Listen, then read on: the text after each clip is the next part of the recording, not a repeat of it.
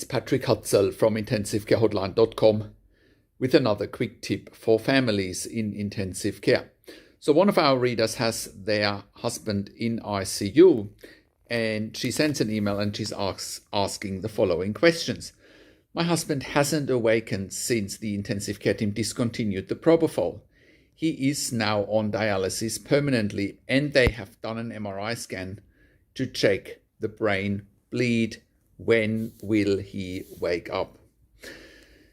Now, that's a great question. I'm sure that many others watching this video would be in a similar situation with a similar sort of scenario. And the reality is that intensive care all around the world is not that much different. I have worked all around the world, really. I have worked in 3 different countries in intensive care, and I have also worked as a nurse unit manager for over 5 years. And I've been consulting and advocating for families in intensive care for the last 10 years. And intensive care is not that much different all around the world. The issues are the same. And the biggest challenge for families in intensive care all around the world is that they don't know what they don't know. They don't know what to look for. They don't know what questions to ask. They don't know their rights, and they don't know how to manage doctors and nurses in intensive care. And that's exactly what's happening here. Our reader doesn't really know that the information she's giving us is just a fraction, probably just 10% of what's going on. So, for example, if your husband has been on Propofol and Propofol has now been switched off, I'm assuming he's been in an induced coma. Now, if he had a brain bleed, there's a good chance he might have an ICP, an intracranial pressure monitor. There's a good chance he might have an EVD, an extraventricular drainage. There's a good chance he might have had high ICPs, high brain pressures. There's a high chance that on top of the Propofol, he might have had other sedatives such as potentially midazolam or potentially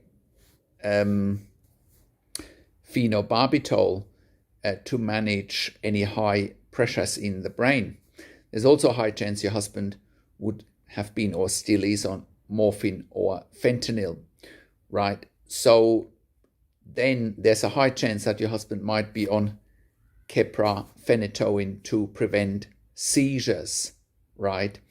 So once again, families don't know what they don't know, and you can't blame them because it's such a highly specialized area, intensive care. You need to have studied long and hard and have exposure in real life in order to understand intensive care inside out, right? Now, you are saying your husband is now on dialysis. And with the dialysis, they might be able to clear out some of the sedatives that are still lingering around. But let's just assume your husband is off all sedatives. Let's assume he's off all opiates, and let's assume he's ready to wake up.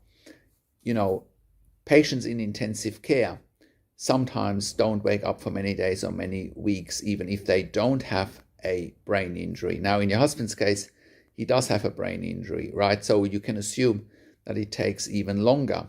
So be patient, right? Make sure they're doing physical therapy, make sure they're mobilizing him, make sure they're stimulating him.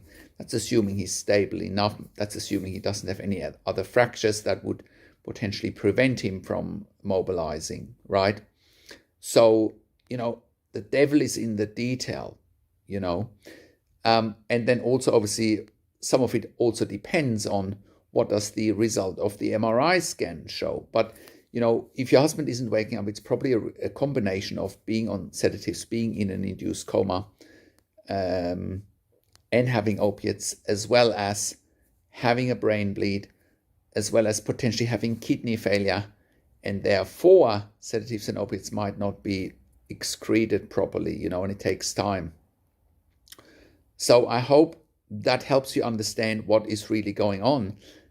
And, what would help you tremendously is if you talk to me directly, and we can talk to the doctors and the nurses directly there, or look at medical records to really find out what's exactly happening. Then I can advise you and walk you through the situation step by step and help you understand what's going to happen next and how to manage the intensive care team so they don't manage you. Very important. Now, if you have a loved one in intensive care, go to intensivecarehotline.com, call us on one of the numbers on the top of our website, or simply send us an email to support@intensivecarehotline.com with your questions. Also, have a look at our membership for families in intensive care at intensivecaresupport.org. There you have access to me and my team 24 hours a day in a membership area and via email, and we answer all questions intensive care related 24 hours a day. If you are looking for a medical record review for your loved one in intensive care in real time, we can help you with that as well. So then you can have a second opinion, and it's absolutely crucial for you to have a second opinion, and also so that you can ask better questions, because the question from today is great, but it very much is an incomplete question, and you need to know what to even look for and ask for. We also review medical records after intensive care. If you have unanswered questions, if you need closure, or if you're simply suspecting medical negligence, we can help you with that as well.